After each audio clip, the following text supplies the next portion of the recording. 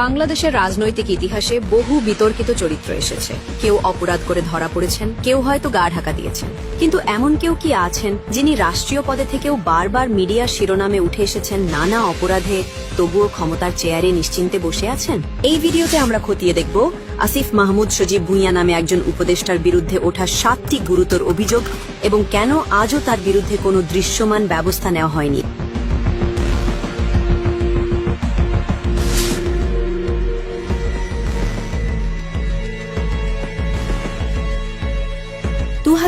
সালের শীতকাল, উত্তরবঙ্গে সরকারিভাবে কম্বল বিতরণ শুরু হয়। উপদেষ্টা আসিফ মাহমুদ মাত্র 6 দিনে 28 বার হেলিকপ্টার ভ্রমণ করেন। একটি সফর ছিল মাত্র 9 কিলোমিটার, যেখানে তিনি হেলিকপ্টার ব্যবহার করেন। সরকারি তহবিল থেকে কোটি টাকার বিমান খরচ। শুধুই কি জনসেবার নামে অপচয়, নাকি রাজনৈতিক প্রচারের বিলাসিতা? এই ঘটনার পর সামাজিক মাধ্যমে তিনি পরিচিত হন হেলিকপ্টার উপদেষ্টা নামে।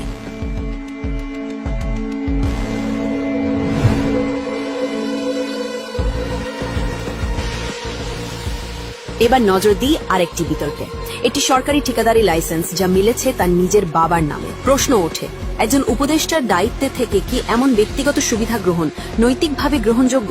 এই ঘটনা প্রকাশ্যে এলে আসিফ মাহমুদ নিজেই বিব্রত হয়ে ক্ষমা চেয়েছিলেন। তবুও সেই অপরাধ কি কখনো তদন্তের মুখ দেখেছে?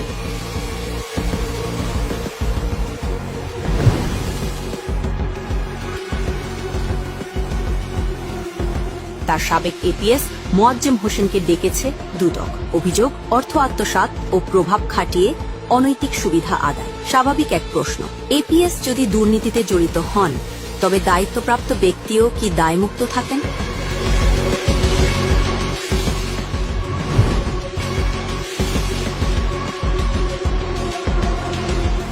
সবচেয়ে গুরুতর অভিযোগ 20 কোটি টাকার ঘুষ।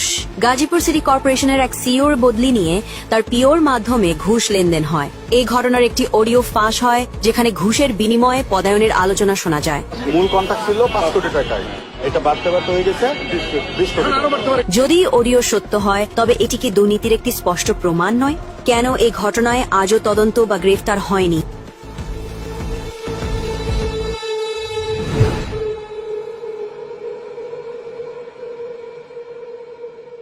ঢাকা উত্তর সিটির একজন অতীব সমালোচিত কর্মকর্তাকে প্রশাসক হিসেবে বসানো হয়, যার বিরুদ্ধে একাধিক মিডিয়া রিপোর্ট রয়েছে। তবুও উপদেষ্টা আসিফ মাহমুদ কোনো পদক্ষেপ নেননি। কি এমন দুর্বলতা ছিল যে কারণে তাকে সরানো যায়নি? কার স্বার্থ রক্ষায় এই চুপচাপ অবস্থান?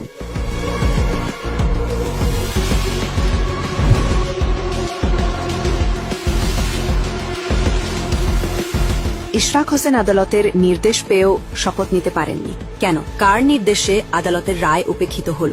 এই ঘটনায় আদালত অবমাননার স্পষ্ট ইঙ্গিত থাকলেও আসিফ মাহমুদের বিরুদ্ধে কোনো ব্যবস্থা নেওয়া হয়নি।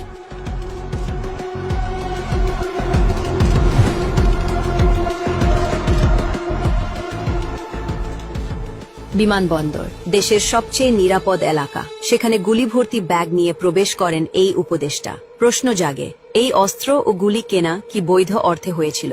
তিনি কি উপযুক্ত আয়কর দিয়েছেন? এর কোনো উত্তর আজও পাওয়া যায়নি, বরং এই ঘটনা সামনে আসতেই তা ধামাচাপার চেষ্টা চলে।